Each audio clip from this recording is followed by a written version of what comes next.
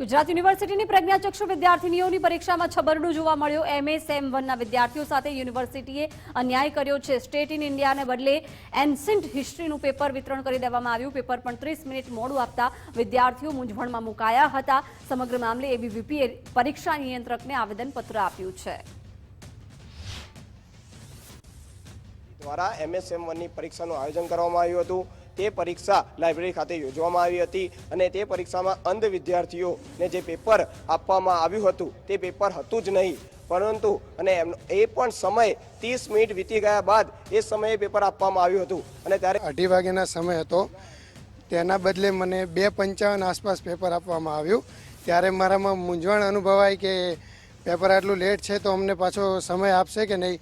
તો પછી અમને વિદ્યાર્થી નેતાઓ દ્વારા મદદ મળવાથી એમની રજૂઆતથી અમને મદદ મળી અને અમને સમય પણ વધારે ફાળવી આપવામાં આવ્યો। અમારી લોકોનું એક તો પેપર ખૂબ મોડું વ્યવસ્થા નહોતી એટલે થયું, બીજું કે અમને પેપર વિદ્યાર્થીઓનું જે વિષયનું પરીક્ષા હતી એના બદલે અમને અલગ વિષયની વ્યવસ્થા પેપર આપ્યું। એટલે અમે જ્યારે આખું પેપર વાંચ્યું ત્યારે વિદ્યાર્થીઓ અમને જણાવ્યું કે આ તો પેપર છે જ નહીં।